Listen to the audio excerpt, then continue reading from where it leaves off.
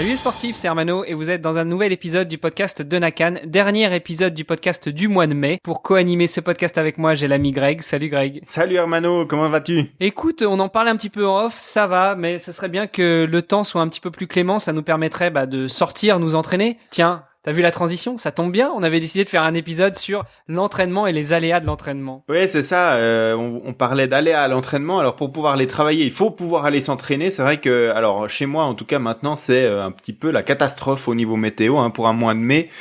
On va pas se mentir, c'est plutôt maussade. Pas qu'en Suisse, au Luxembourg c'est pas mal non plus. Et mon petit doigt me dit qu'en France, sur toute la partie est, c'est quand même pas la grosse fête en ce moment. Ouais, non, c'est entre la pluie, le vent, les températures fraîches. C'est vrai que sortir le vélo en course à pied, je veux dire, on peut s'accommoder de ces conditions, mais le vélo c'est plus compliqué. Puis les piscines extérieures ont rouvert, mais voilà, c'est souvent des exercices de transition entre la fin de la séance de natation et puis le sprint pour rejoindre le vestiaire pour pas geler sur place, quoi. Alors tu parles de transition, ça tombe très bien parce qu'on avait décidé justement aujourd'hui qu'on parlerait de l'entraînement, mais de manière un peu plus spécifique aux aléas et comment se préparer justement à tout ce qui pourrait nous porter préjudice ou du moins apporter une charge mentale pendant la compétition. J'imagine que toi, dans ton quotidien de triathlète, dans ton entraînement, tu intègres aussi une partie préparation des transitions. Alors oui, évidemment, on parle souvent des deux transitions comme de la quatrième discipline du triathlon, et c'est vrai que ça doit être intégré aux entraînements. Alors on fait rarement des triathlons complets à l'entraînement, parce que logistiquement c'est compliqué et puis ça nécessite beaucoup de temps, et voilà. Par contre, c'est quand même assez fréquent de faire des entraînements, en tout cas de la transition vélo course à pied, mais c'est aussi assez important de travailler cette transition natation vers la zone de transition, puis ensuite vers le vélo idéalement, mais simplement quand on fait ces entraînements de natation en eau libre, de faire des simulations avec des petits circuits comme des sorties à l'australienne où on fait une boucle de 500 mètres de natation, on sort, on court 200 mètres, on repart à l'eau. Ça, c'est des entraînements qui sont intéressants parce que ça permet de multiplier le nombre de changements de position horizontale de la natation à la position verticale de la course et puis à mobiliser d'autres groupes musculaires. Et c'est vrai que après on est beaucoup plus à l'aise en compétition lorsqu'il s'agit de le faire en vrai. Tu sais, on dit souvent dans nos épisodes que l'entraînement finalement c'est une succession de répétitions pour habituer notre corps ou même notre cerveau, parce que là on est aussi vraiment dans l'habitude du cerveau. Et c'est vrai que mon entraîneur aime bien placer parfois des séances où on ne fait que de la transition. Donc c'est souvent pendant des petits week-end chocs ou pendant des journées un peu choc, on se retrouve au bord d'un étang, au bord d'un lac, et puis on travaille ces transitions. Mais comme tu l'as dit, on fait rarement un triathlon en entier, aussi court soit-il. On fait plutôt des répétitions déjà de sortie à l'australienne, et puis après les répétitions de sortie à l'australienne, on va faire des répétitions de sortir de l'eau, aller vers le semblant de parc à vélo, mettre le casque, mettre les chaussures, monter sur le vélo, faire 2 kilomètres avec le vélo, puis on revient, on pose le vélo, on saute du vélo, et là on se remet à l'eau, etc. Et puis pareil, on a aussi souvent des blocs avec un petit peu de vélo, 2, 3, 4, 5 kilomètres de vélo, mais l'objectif c'est pas de faire une sortie de vélo, c'est de faire travailler un peu les jambes, et puis on revient, on saute du vélo, on part faire de la course à pied, on repart de la course à pied vers le vélo. Enfin voilà, ce genre d'entraînement, ce genre d'exercices sont quand même assez bénéfiques, non seulement pour travailler le corps à la transition, mais aussi travailler la tête, parce que mine de rien, je sais pas si ça t'est déjà arrivé, mais en tout cas, même quand on est un triathlète chevronné ou un duathlète chevronné ou un swimrunner chevronné, moi ça m'est déjà arrivé de sortir de l'eau et de me dire merde, par quoi je commence ? Qu'est-ce qu'il faut que je fasse ? Alors ça, c'était sur les premières courses. Après, au fur et à mesure, on commence à avoir une routine. Et puis surtout, maintenant, j'ai pris l'habitude, avant de me mettre à l'eau, je me dis, bon, alors quand tu sors de l'eau, tout à l'heure, la première chose, c'est le casque, le dossard, le truc, le machin, et puis après, on enchaîne. Est-ce que tu travailles aussi tes transitions comme ça, toi ? Alors oui, il y a vraiment plein d'aspects à travailler dans les transitions. On l'a dit, il y a le fait que on va changer de mobilisation de groupe musculaire ou de cinétique d'effort. Quand on va sortir de l'eau, on a beaucoup travaillé avec le haut du corps, mais les jambes, on peut travailler, et puis on va se mettre à courir, puis ensuite à pédaler, donc ça va changer.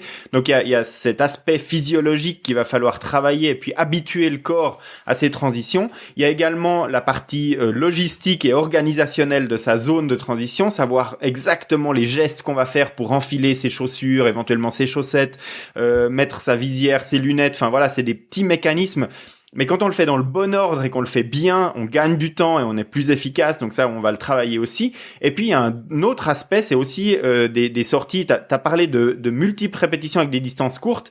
Mais quand on travaille des distances un peu plus longues, comme le semi ou l'Ironman, eh bien, on va commencer aussi à faire des sorties vélo plus longues et puis essayer d'enchaîner un petit peu de course à pied derrière pour voir comment on court quand on est déjà en pré-fatigue ou en charge au niveau de l'entraînement importante. Et puis, ça va aussi nous habituer à trouver notre foulée, à trouver notre rythme après une longue partie cycliste pour pouvoir partir directement juste, entre guillemets, sur sa course à pied. Donc, tous ces éléments-là, c'est des éléments distincts et on va les travailler de manière distincte lors de l'entraînement. Ouais, c'est vrai, parce que pour tout triathlète ou duathlète qui nous écoute et qui aura déjà participé à une compétition, je pense que on est allez, 99% des sportives et des sportifs à avoir déjà souffert lorsqu'on descend du vélo et de se dire bah maintenant il faut enchaîner sur la course à pied. Souvent en plus on part comme des balles en course à pied, puis après 2 kilomètres oui. La jauge est vide, il y a plus de batterie, il y a plus rien et on est dans le dur. Donc effectivement, ce sont des choses qui se travaillent aussi bien pour le court que pour le long, mais aussi pour habituer les transitions et habituer la tête à savoir ce qu'il faut faire ou ne pas faire. On en parlait et je disais on part parfois comme des balles. Bah ça on le fait sur la première, la deuxième, la troisième, la quatrième course. Après quelques années d'expérience, on sait que on peut être tenté de partir comme un taré, mais finalement il faut être plus sur la retenue, y aller tranquille sur les 2, 3, 4 premiers kilomètres, et puis après on prend un rythme, et après on commence à accélérer, surtout on accélère à la fin et pas au début. Oui, c'est ça, parce qu'il y a un petit effet d'euphorie, hein, au moment où on pose le vélo, on se dit, ouais, maintenant il me reste plus que la course à pied, et on a vraiment envie d'aller et de partir fort dedans. Il y a aussi un effet psychologique où on a roulé à 30 km/h, peut-être de moyenne, pendant longtemps sur le vélo, donc on a encore cette notion de vitesse dans la tête au moment où on part sur la course à pied, on a ce feeling d'être lent, hein, quand on part en course à pied par rapport à la partie cycliste, donc ça nous pousse à aller plus vite. Et tout ça, bah voilà, il faut savoir le gérer et puis adapter par rapport à ses possibilités, ses capacités qu'on a travaillé justement à l'entraînement pour faire sa compétition dans les allures justes, parce que partir trop fort sur un marathon d'Ironman, ça pardonne pas, hein, ça finit par marcher et ça c'est 100% des cas. Hein. Et je dois bien avouer que même sur le podcast Devenir triathlète que je co-anime avec Olivier de Scooter, le fondateur de la marque Wana, on a eu l'occasion d'échanger avec un triathlète qui ne se définit pas lui-même comme de haut niveau, mais un très très bon triathlète et duathlète belge qui nous dit que ça pardonne pas. Effectivement, des fois tu pars comme une balle et puis au final t'arrives, tu te mets sur la fin, même à haut niveau, à te programmer des sections course et marche, parce que finalement ça va être tu sens que ça va pas passer. Mais ça c'est peut-être un petit peu quand tu connais ton corps, quand tu connais les réactions physiologiques de ton corps, et là on en arrive à une autre étape des choses, des aléas qu'on peut rencontrer en compétition et qu'on va peut-être essayer de reproduire à l'entraînement, c'est-à-dire jusqu'à quel point on peut pousser la machine et à quel moment on se dit ok, là, il faut que je sois un petit peu sur la retenue parce que sinon, j'arriverai pas au bout. Bah, ça, c'est des choses, évidemment, que plus on acquiert de l'expérience en tant que triathlète, plus on va pouvoir se gérer. Il y a bien évidemment des techniques, on en a parlé, on va pas forcément revenir dessus, hein, par rapport au monitoring de sa fréquence cardiaque, au monitoring de ses allures. Mais en fait, voilà, le plus simple, c'est d'expérimenter quand même. Alors, au cours des compétitions passées, on peut réanalyser les données de ces compétitions passées. On peut aussi travailler ça à l'entraînement. Et puis après, c'est une question de feeling. Maintenant, on va pas se mentir. La personne qui part pour son premier Ironman, ça va être très très difficile de savoir à quel niveau elle peut pousser la machine sur la partie course à pied, parce que ça dépend pas seulement de la personne et de son entraînement de course à pied. Ça dépend aussi de comment s'est passée la partie cycliste, quelle énergie et quelle gestion on a bien pu appliquer sur la partie cycliste. Comment aussi s'est passée la partie natation, parce que là aussi ça va avoir un impact sur toute la suite de la compétition, et je pense que c'est vraiment une connaissance de soi-même, en particulier pour les distances longues, qui va falloir acquérir, et je pense que rares sont les athlètes qui vont pouvoir performer à 100% sur leur première distance longue, voire même distance half, hein. C'est quand même des courses d'expérience. On parle aussi en course à pied de marathon en tant que course d'expérience. L'ultra trail, c'est pareil. La première participation à un UTMB complet, probablement que ce sera pas les expédition sur laquelle on va faire sa meilleure performance. Et justement, on parle de ces aléas. Il y a aussi une chose qu'on peut pas contrôler en compétition versus l'entraînement. Et ben, c'est tout simplement peut-être les aléas climatiques. Je sais qu'on en a déjà parlé. Je l'ai déjà raconté à ce micro, mais lorsque je me suis aligné sur les championnats de France de longue distance en 2009 à Belfort, c'était l'année où les conditions d'entraînement étaient juste exceptionnelles. Février, mars, avril, mai, on avait un temps splendide. Sur la fin du mois de mai, on était même déjà presque en pleine canicule. Je me souviens, j'avais une séance de 3 heures de course à pied à planifier. Je suis parti avec 2 litres d'eau et j'en ai pas eu assez. J'étais obligé de m'arrêter chez l'habitant, de sonner aux portes pour recharger les bidons.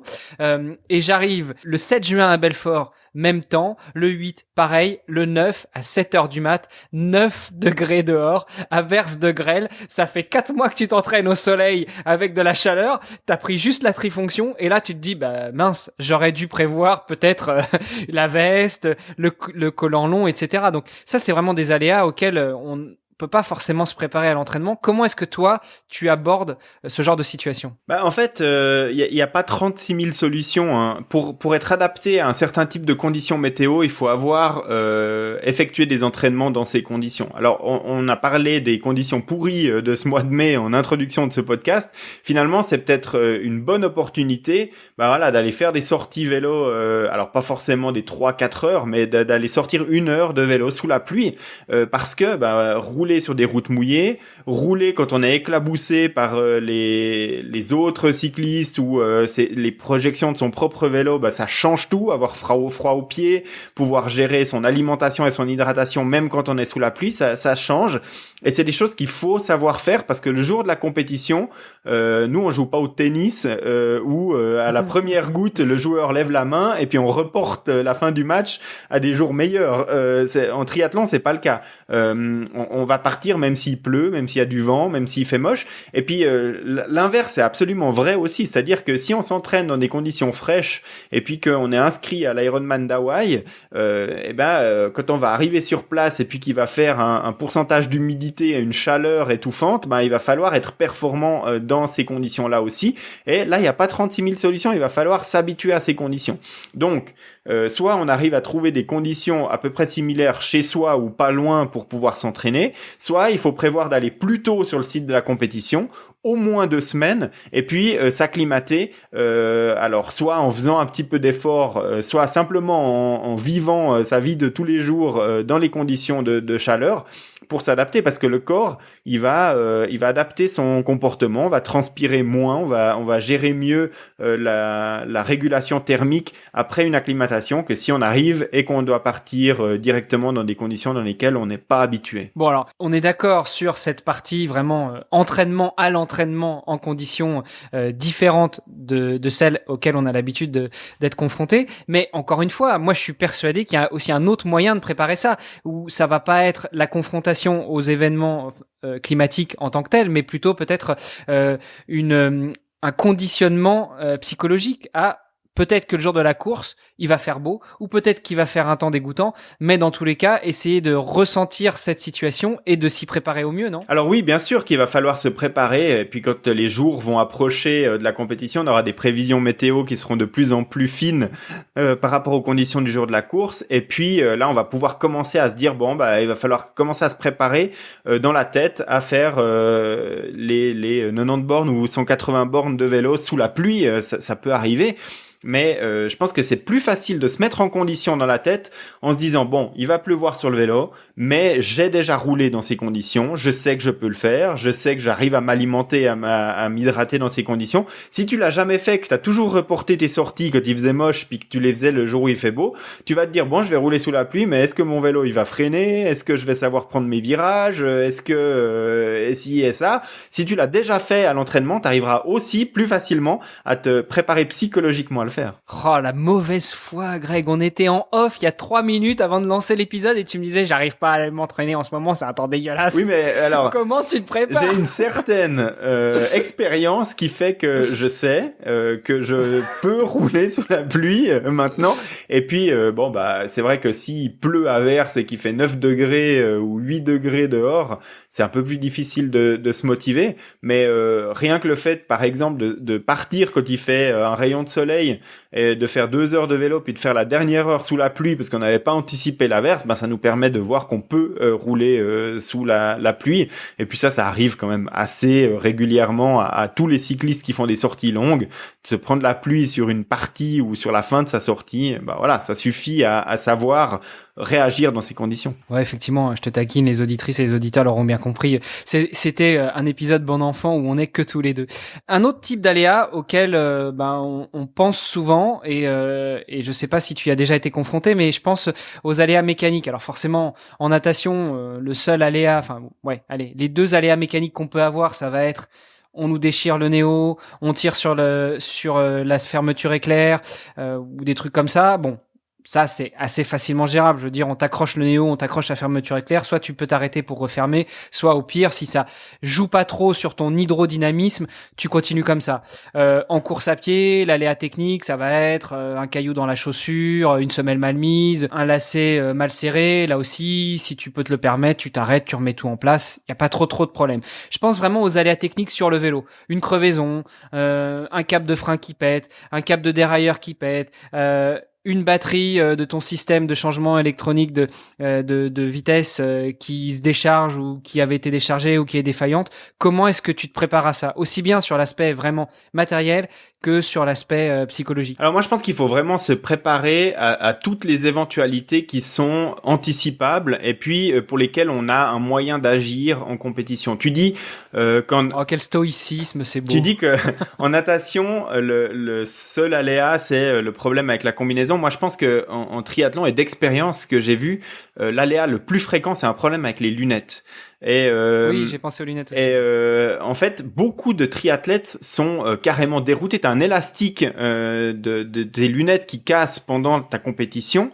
Moi, j'aurais tendance à dire, mais entraînez-vous parfois sans lunettes parce que et en piscine et en eau libre, c'est tout à fait possible de nager la tête au fond de l'eau, soit en gardant les yeux fermés, soit en ouvrant les yeux sous l'eau. Ça va pas entraîner de problème particulier lorsqu'on est habitué. Et puis à continuer à nager de cette manière-là pour pas que même si les lunettes cassent complètement pendant la natation, ça peut arriver que l'élastique saute. Le temps que vous vous en rendiez compte, que vous réagissiez, vos lunettes elles sont déjà en train de couler et puis c'est fini. Il faut dire au revoir aux lunettes. Et donc du coup, s'entraîner, que ce soit en eau de mer, en eau libre, que ce soit le lac ou autre, ou alors en piscine, c'est tout à fait possible de continuer à nager, d'être performant sans lunettes et de continuer comme ça jusqu'à la fin et à la sortie de l'eau. Par contre, c'est sûr que si on l'a jamais travaillé, ça va nous dérouter. On va peut-être vouloir continuer en nage water polo avec la tête complètement dehors. Et là, ça va se chiffrer en termes d'effort et en termes de temps. Pour la suite de la course, ça va pas être bien. Ouais, et puis en termes d'énergie aussi dépensée, parce que on rumine, on y pense, etc. Et puis ça fatigue énormément. Moi, je compléterais ce que tu dis.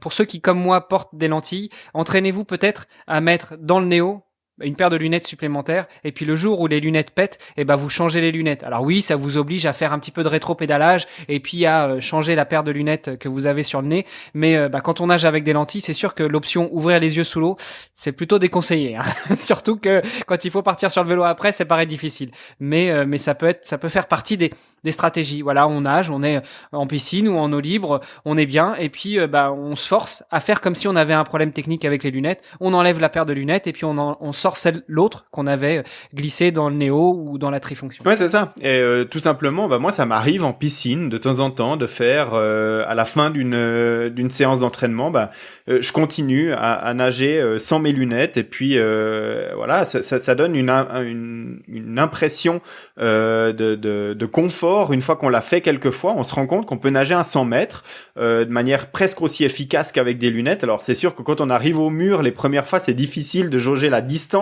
quand on a le flou lié aux yeux directs sous l'eau. Mais par contre, voilà, ça s'entraîne. Et en lac, c'est pareil. En mer, c'est pareil. C'est tout à fait possible de le faire. J'ai aussi des lentilles de contact lorsque je fais mes compétitions. J'ai toujours une paire de lunettes sportives à ma vue dans mon sac de transition au cas où il m'arrive quelque chose chose pendant la partie natation. Ça veut dire que si par hasard tout d'un coup mes lunettes sautent pendant la partie natation, je vais continuer à nager en ouvrant les yeux, en regardant ce qui se passe sans me préoccuper de mes lunettes. Et puis si j'ai perdu mes lentilles de contact pendant la partie natation, au moment où j'arrive à ma première transition, dans mon sac je vais retrouver une paire de lunettes avec des verres un petit peu fumés pour pouvoir continuer ma course avec des lunettes correctrices. Bon voilà, vous avez les tips and tricks de l'ami Greg. Voilà. Donc ça c'est sur la partie lunettes, ok. Sur la partie néo, je sais pas, on t'accroche le néo, ou même ce qui est relativement courant, mass start, bim, tu prends un coup dans le bide ou dans la tête ou autre. Comment est-ce que tu réagis sur ces choses-là et comment est-ce que tu t'es préparé psychologiquement? Alors ça, c'est des choses qu'on peut travailler en club ou en tout cas en groupe. Si on a la possibilité de rejoindre un club de triathlon ou un groupe de personnes qui s'entraînent pour du triathlon, c'est de simuler des mass start à 4, 5, 6 personnes. Donc on est proches les uns des autres, on court en même temps si on est sur un plan d'eau libre, ou alors en piscine, on se met vraiment de front, 3 ou 4 dans une ligne pour vraiment que ce soit serré, hein. Et puis on part en même temps et on essaye de faire sa place, et donc ça permet de s'habituer à nager dans ce qu'on appelle cette machine à laver du départ, même si on la rencontre de moins en moins quand même, hein. Sur les triathlons, il y a quand même souvent des départs différés en natation, mais voilà, on n'est jamais à l'abri tout à coup de se retrouver dans un groupe qui draft un petit peu un bon nageur qui est devant et puis à jouer des coudes derrière pour avoir la meilleure place. Donc voilà, c'est des choses qu'on peut tout à fait travailler à l'entraînement. Et puis pour la partie néoprène, déjà on peut analyser en fonction du risque qu'on a. C'est vrai qu'il y a deux types de fermetures néoprène. Soit les fermetures qui se ferment en tirant vers le haut. Donc là, dans ce cas, ça veut dire si quelqu'un accroche par erreur la cordelette qui est sur la fermeture éclair de ta néo, en tirant dessus, il va ouvrir le dos. Donc voilà, il faut avoir le réflexe, toi, d'aller rechercher cette ficelle et puis de remonter la fermeture éclair. Ça se fait très facilement si on panique pas quand on est dans l'eau, on perd 15 secondes maximum. Et si on a l'habitude? Et voilà, donc encore une fois, ça se travaille à l'entraînement. Et puis tu as la deuxième technique qui se ferme par en haut et qui se tire par le bas. Et dans ce cas, si quelqu'un accroche ta ficelle, il y a peu de chances, sauf le fait que tu vas sentir que t'es retenu à un endroit, il y a peu de chances que ça ouvre ta néoprène. Et donc dans ce cas, a priori, il y a pas de risque à le faire en compétition. Mais voilà, tu peux tout à fait demander à quelqu'un qui nage avec toi en eau libre, à un moment, d'accrocher ta ficelle, de te la tirer, et puis toi tu vois comment tu peux réagir, comment tu peux la refermer, comment ça se passe quand tu es en train de faire tes mouvements de natation et que ça s'ouvre. Et puis quand ça t'arrive en compétition, c'est plus une surprise, tu l'as déjà vécu, tu as déjà géré cette situation, et puis ce sera plus facile. Bon, on a fait le tour pour la partie natation, on passe les petits coups dans la tête, dans le bide, etc. Parce que ça, finalement, ça va se travailler quand on va simuler une mass start, et même si tu l'as dit, c'est de plus en plus rare parce qu'effectivement on a de plus en plus de rolling start. Passons à la partie course à pied, on finira par le vélo. Partie course à pied, je l'ai dit, un caillou dans la chaussure, une semelle mal mise, un lacet mal mis, c'est pareil, ça se prépare à l'entraînement tout ça. Oui, alors effectivement, on peut faire des entraînements donc spécifiques pour le triathlon, par exemple, le cas où on a une semelle qui est pas en place correctement ou autre. Donc pendant sa course à pied, je pense que c'est des choses qui arrivent assez naturellement. Moi, quand je cours dans les sentiers un peu nature qui est autour de chez moi, d'avoir le caillou dans la chaussure ou d'avoir le petit truc qui m'oblige à m'arrêter, à réajuster ma chaussure, voilà, c'est des choses que je ferais aussi en compétition. Moi, je conseille vraiment à toutes les personnes qui sont sur des distances plus que des distances olympiques ou classiques, donc avec plus que 10 km de course à pied, d'intervenir quand il y a un problème au niveau de la chaussure, que ce soit le positionnement de la semelle, que ce soit un élément étranger dans la chaussure, un petit copeau de bois ou un gravier, parce que ça peut entraîner à force de kilomètres des blessures qui vont être invalidantes pour la suite de la partie course à pied. Donc vraiment, prenez ces 15 secondes pour enlever cet élément dans la chaussure plutôt que de devoir souffrir plus tard. Ça peut aussi être le fait de réajuster la chaussette. À la transition, si on court un marathon, en général, on va enfiler une paire de chaussettes. Et si elle est enfilée pas tout à fait droit, on peut avoir des petits replis de la chaussette et autres qui sont à des mauvais endroits. Ça peut entraîner des blessures qui font très très mal après 15-20 km. Donc plutôt que de continuer, arrêtez-vous, enlevez les plis sur la chaussette, remettez-la bien droit et puis ça vous économisera beaucoup de problèmes plus tard. Donc voilà, prendre ce temps. Et puis pour les trailers, on sait que ça peut arriver, on court et puis on a le lacet qui se relâche un petit peu, on tire assez violemment sur ces lacets pour refaire la chaussure, le lacet il casse. Donc ça peut arriver aussi aux triathlètes. Donc déjà, premièrement, vérifiez l'état de vos lacets avant de de partir en course à pied ou de préparer votre compétition, vérifiez aussi l'ensemble de la chaussure. Hein. Il faut pas que l'empeigne soit en train de se déchirer, que la semelle soit ruinée. Enfin voilà. Mais prêtez attention à l'état des lacets pour pas qu'il y ait un endroit de faiblesse ou d'usure qui pourrait casser. Et puis pour les trailers, ça pèse rien du tout de mettre un lacet de secours au fond de son sac, et plutôt que de ruiner un ultra parce qu'on a la chaussure avec un lacet qui est cassé, avoir un lacet de secours, relasser une chaussure, ça prend moins d'une minute si on l'a déjà pratiqué à l'entraînement et puis qu'on le fait rapido, et puis ça permet de sauver une course. Pour compléter sur ce que tu disais sur la petite chaussette mal placée, le petit copeau de bois, le petit caillou dans la chaussure, n'oubliez pas aussi que souvent en compétition, s'il fait pas beau et que il pleut, ça va être humide, mais même s'il fait super beau, entre la sueur, les douches, etc., on va avoir les pieds qui vont un peu, passez-moi l'expression, baigner dans leur jus. Et donc ça, plus un petit caillou, une chaussette mal mise, un petit copeau de bois ou même un bout du lacet qui, on sait pas pourquoi, se retrouverait dans la chaussure, ça va encore en plus augmenter les douleurs, l'inconfort, etc. Et sur un Ironman, te taper 42 km, 38 km parce que le problème intervient au 4e kilomètre avec quelque chose qui gêne. Peut-être que le jour de la compétition, finalement, tu passeras outre, mais par contre, pendant les 2 semaines qui vont suivre, la récupération va être tout autre. Donc, franchement, le conseil, et je pense que c'est un très bon conseil que tu as donné, c'est prenez le temps, si c'est pas un sprint ou un court distance, de réajuster ça dans la chaussure. Sur la partie vélo maintenant, parce que c'est pour moi vraiment là la partie où l'aspect technique peut rentrer plus en jeu.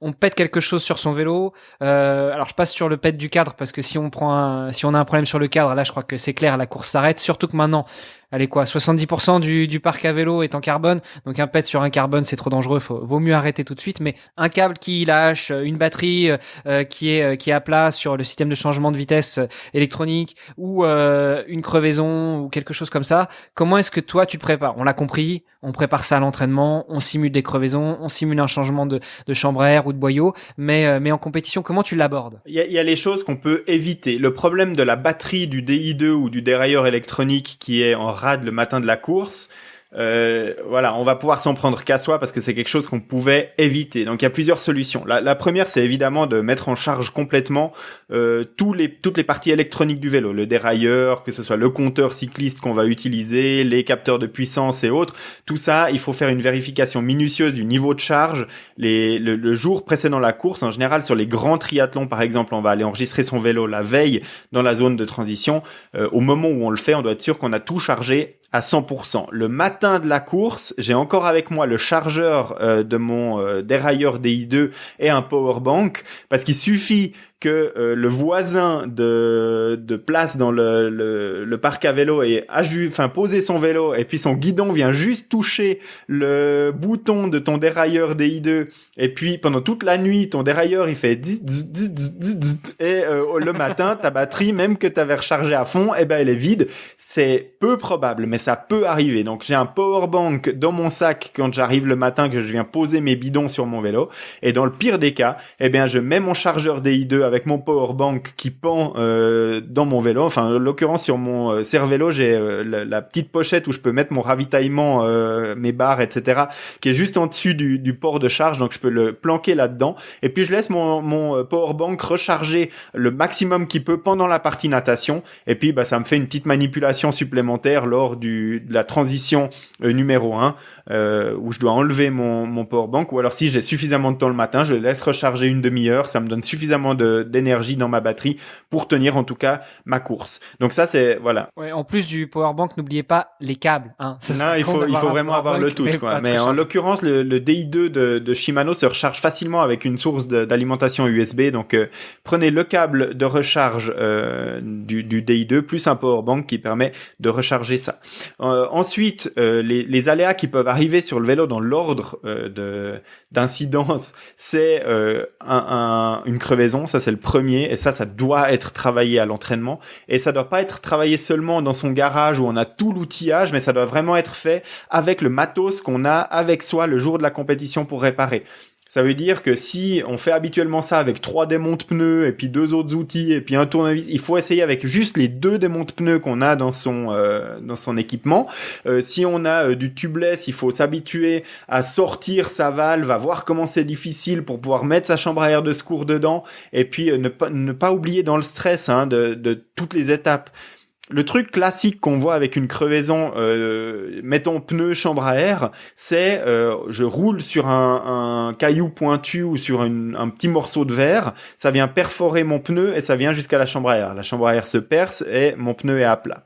Je démonte mon pneu, dans le rush, je mets ma chambre à air dedans, je regonfle et en fait le petit morceau de verre, le silex ou autre est toujours planté dans le pneu et au moment où je regonfle, ça perce ma chambre à air de rechange et là j'ai plus que mes yeux pour pleurer parce qu'en général on n'a qu'une seule chambre à air. Donc oubliez pas de passer le doigt à l'intérieur du pneu avant de mettre votre chambre à air de secours pour bien identifier le fait que votre élément qui a généré la crevaison, il est plus là. C'est un petit conseil, mais dans le rush de la course, en général, on y pense quand on est dans son garage tranquillement à le faire un soir de pluie, mais quand on est au bord de la route et puis qu'il y a les concurrents qui passent à 30 à l'heure à côté, zouf, zouf, et ben on se dit merde, je suis en train de perdre du temps.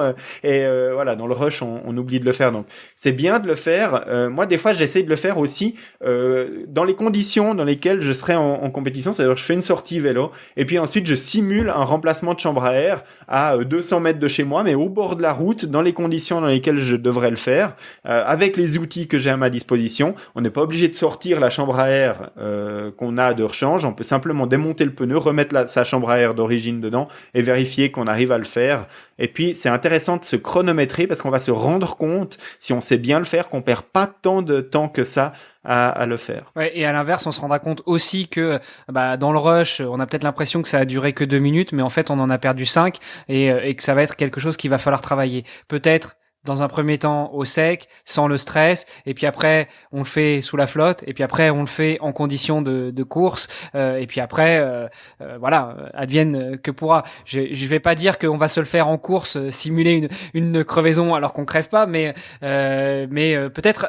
Tiens, peut-être une sortie entre potes, voilà, on part et puis on simule une crevaison. On laisse les copains partir. Alors on leur dit roulez pas trop fort, je vais juste essayer de regarder, il y a un truc bizarre dans ma roue pour pas passer non plus trop pour un taré. On s'arrête, on démonte, on remonte et puis on essaie de remettre une couche pour rattraper les copains et on voit quel est l'impact. Oui, ça permet de se rendre compte, donc simuler ça et puis aussi voilà, au moment où ça arrive en compétition, eh bien pas se dire ah mince, j'ai crevé, ma course elle est foutue, mais au moment où on entend le psh de la roue, se dire dans la tête le scénario qu'on va faire. Je vais m'arrêter à tel endroit pour avoir la place pour pouvoir travailler, où je serai pas en danger, où je vais pouvoir poser mon vélo dans de l'herbe fraîche et puis il sera pas abîmé si je le pose sur le côté. Je vais pouvoir démonter ma roue, je vais être bien posé pour pouvoir rouler ma chambre à air dessous. Et puis on se répète déjà ce scénario plutôt que de ruminer le truc en disant mince, ma course elle est foutue, etc. On pense positif, on pense à faire le plus vite et le plus efficace possible, mais en faisant juste. Et puis voilà. Donc ça, c'est l'incident qui peut arriver le plus fréquemment sur le vélo. Donc à mon avis, c'est vraiment le truc pour lequel on doit être préparé et 2 équipé quand on fait des courses qui vont plus loin que le sprint ou le classique, parce qu'on va peut-être partir sans rien sur un triathlon très court en se disant si je crève, ma foi c'est la fin de la course. C'est admis comme ça parce que le temps que je vais perdre à remplacer, même si je le fais en 2-3 minutes, ce sera rédhibitoire pour le résultat de ma compétition. Et juste pour précision, si vous êtes sur un court distance olympique, et que vous vous dites quand même, je sais pas, vous partez sur le vélo au bout du 2e kilomètre, vous crevez et il y en a 40 et que le drafting est autorisé, mais vous entendez le petit surtout, pensez aux potes derrière qui vous sucent la roue et évitez de freiner d'un coup parce que ça risque de faire mal. Donc vous mettez le clignotant, vous mettez le bras et puis vous vous mettez sur le bas-côté, mais vous évitez de vous arrêter directement dès que vous entendez le petit pchit. Ouais, en général, si tu l'entends, le petit pchit, les autres derrière vont l'entendre aussi, donc c'est déjà un premier signal d'alerte, mais faites effectivement signe que vous allez vous arrêter.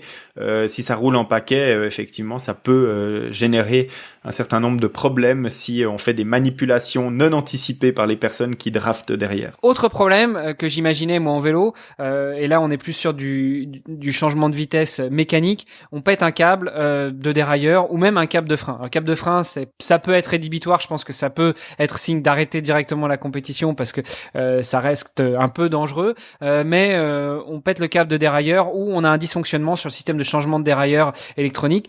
Comment est-ce que tu abordes la chose ? Moi, pour être totalement franc, je me souviens de Gérard Maire, 2010, super temps. J'étais pas sur le XL, j'étais sur le distance olympique. Malgré tout, je crois qu'il y avait la belle côte à faire 3 fois.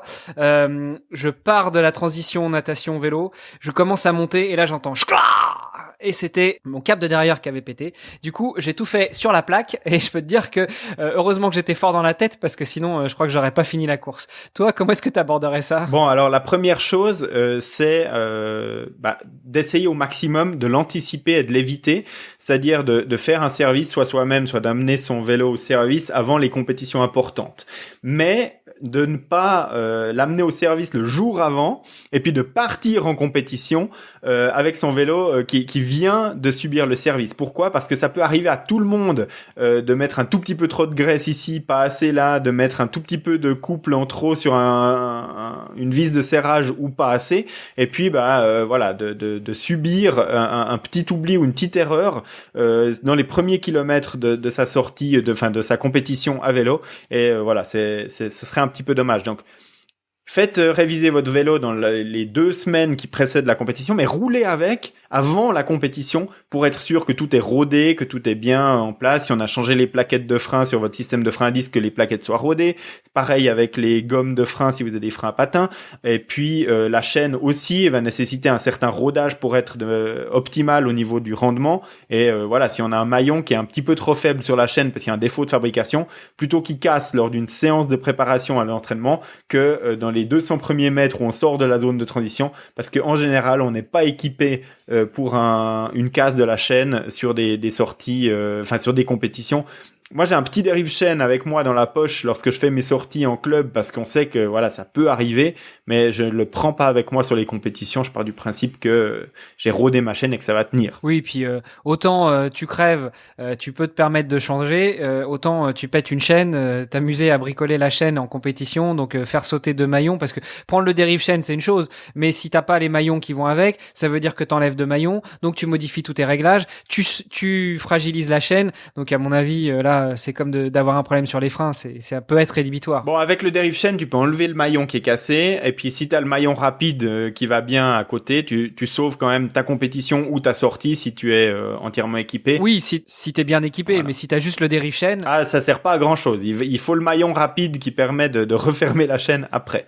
Mais tu le demandais, pour moi, un câble de frein, c'est soit le câble il a cassé, mais là c'est grave, ça veut dire que le câble il était vraiment usé, et puis il y avait un problème d'entretien sur le vélo, et là s'il y a un câble de frein qui casse, on s'arrête parce que on continue à rouler que si on a 2 freins.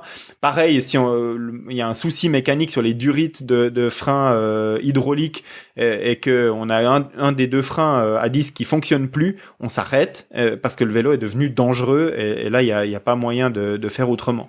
Si on a sa batterie DI2 ou ses câbles de dérailleur qui rendent l'âme pendant la compétition, on va analyser la situation. Sur quel rapport est-ce que mon dérailleur il s'est arrêté, et est-ce que je peux espérer, s'il me reste 20 bornes de plat et puis que je suis sur un rapport qui me permet à 90 tours minutes d'arriver au bout, voilà, je vais continuer. Il n'y a pas de danger à rouler avec un vélo qui est coincé sur une vitesse. Maintenant, si on est coincé sur la plaque et puis sur le 11 et puis que on a encore le col de l'isoar à faire, on va peut-être se poser la question de savoir s'il faut pas remettre cette course-là à l'année prochaine. Donc voilà, mais encore une fois, si ça arrive, c'est qu'on a vraiment mal anticipé le truc. Ça peut arriver qu'il y ait un câble qui saute, hein. On a vu Chris McCormack il y a quelques années sur l'Ironman d'Hawaï d'avoir un câble de dérailleur qui saute, mais je veux dire c'est des cas extrêmement rares, et si on entretient bien son vélo et que c'est bien fait et qu'on a roulé après le service quelques kilomètres, c'est des choses qui doivent pas arriver. Bon, je crois qu'on a fait le tour des aléas là. Tu voyais d'autres choses, d'autres points à travailler? Alors, expérience personnelle, Ironman 70.3 de Lahti en Finlande en 2019, j'ai une de mes 2 barres de prolongateur qui s'est desserrée, et donc du coup je me suis retrouvé avec un prolongateur qui vibrait de plus en plus, et puis au bout d'un moment le prolongateur lui-même qui bougeait dans son support. Donc voilà, emmener avec soi une clé multi-tool pour pouvoir faire les serrages de visserie qui pourraient s'être détachés, parce que là j'avais tout fait bien, hein, j'avais fait le service de mon vélo, Par contre, j'avais dû le démonter pour le mettre dans la boîte pour aller dans l'avion. J'avais refait le serrage correct de tous les éléments que j'avais dû démonter dans la boîte, mais probablement que pendant le vol, il y a eu des vibrations, il y a des choses qui se sont desserrées, des endroits que j'avais pas soupçonnés, et donc du coup pendant la course ça s'est desserré. Donc voilà, une petite clé multitool qui m'a permis de repartir rapidement. Et en plus, c'est pas celle que j'avais prise moi, mais c'est un membre des spectateurs qui m'a prêté son outil, parce que voilà, moi j'étais parti fièrement sans, et maintenant c'est plus le cas. Je mets toujours la clé multitool dans ma petite sacoche. Mais t'as triché, l'aide extérieure est interdite. Alors effectivement, mais c'est moi qui ai resserré, donc j'ai le droit de récupérer un outil d'une personne extérieure si c'est moi qui fais le boulot. Il a fait tomber par terre, il a pas vu, tu l'as ramassé et t'as resserré ton truc. J'ai demandé est-ce que vous avez une clé multitool, il me l'a tendu. Et ensuite, c'est moi qui ai fait le boulot. A priori, au niveau du règlement, ça doit rester compliant. Un petit peu comme quand, dans les tout débuts du Tour de France, les cyclistes de l'époque cassaient leur fourche et qu'ils allaient chez le forgeron. Ils avaient le droit d'utiliser le matériel du forgeron, mais c'est eux qui devaient taper sur la fourche pour la réparer. Ok, bon. C'est un peu une interprétation du règlement, parce que si t'as plus d'eau et on te tend une bouteille, c'est toi qui bois, mais pourtant t'as pas le droit à cette aide-là. Et pourtant, t'as le droit de t'arrêter à une fontaine et remplir ton bidon. Oui, mais t'as pas le droit de récupérer un bidon qu'un spectateur va te tendre. Non, mais par contre, t'aurais le droit de prendre le bidon du spectateur, de le transférer dans ton bidon et de repartir. Ah oui, effectivement. Bon, ok. Enfin bref, ça il faudrait regarder avec des juristes du triathlon, c'est pas l'objet de cet épisode. Non, effectivement.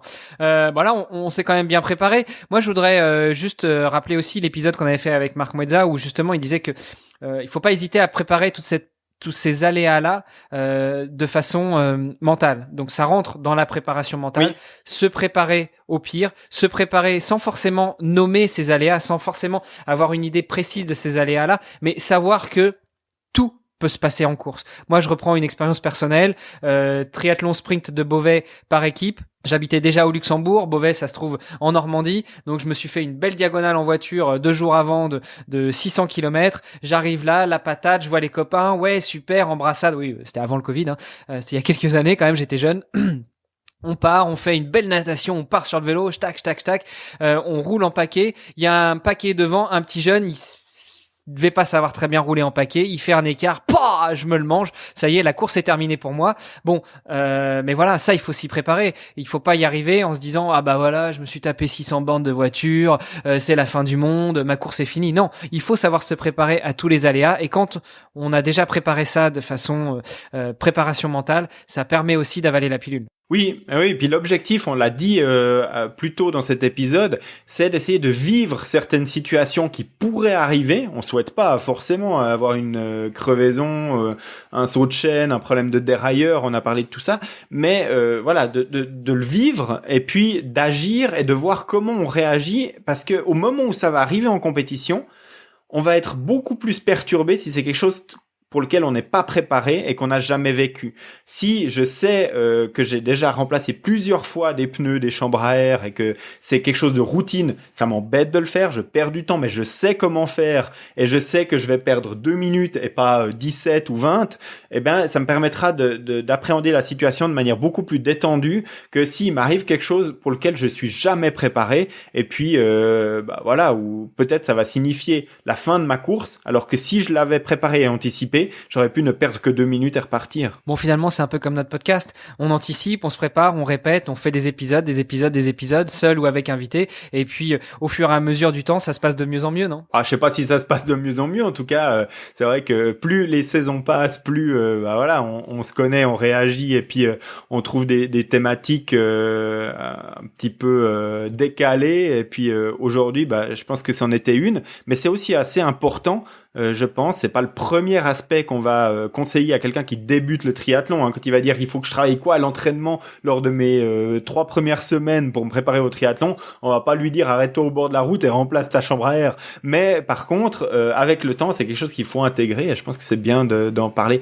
Donc oui, c'est vrai que plus le podcast avance, plus on peut aller chercher des petits sujets comme ça qui sont intéressants pour des personnes qui persévèrent dans le domaine du sport, mais c'est intéressant aussi. Bon, eh bien écoute, je pense que notre entraînement du jour va toucher à sa fin. Est-ce qu'il y avait d'autres points que tu voulais aborder ou on se donne rendez-vous dans 15 jours? Écoute, moi je te donne rendez-vous dans 15 jours, Hermano, et puis j'aimerais bien qu'il fasse un petit peu plus beau, parce que s'entraîner sous la pluie pour être capable de rouler sous la pluie le jour de la compétition, c'est bien, mais s'entraîner au soleil et puis pouvoir faire des sorties et profiter des terrasses qui réouvrent au milieu de sa sortie, c'est quand même vachement plus cool, et je me réjouis de ça de plus en plus, parce que bon bah voilà, on arrive en juin, c'est le moment. Bah ouais, ce serait bien, ouais. Bah écoute Greg, je te donne rendez-vous dans 15 jours, en juin, un épisode avec invité, et d'ailleurs on aura une belle petite surprise pour vous si vous êtes des adeptes des objets connectés et puis des nouvelles tendances. On n'en dit pas plus, on se donne rendez-vous dans 15 jours. Ouais, à dans 2 semaines, Hermano, avec plaisir. Salut Greg, salut à tous.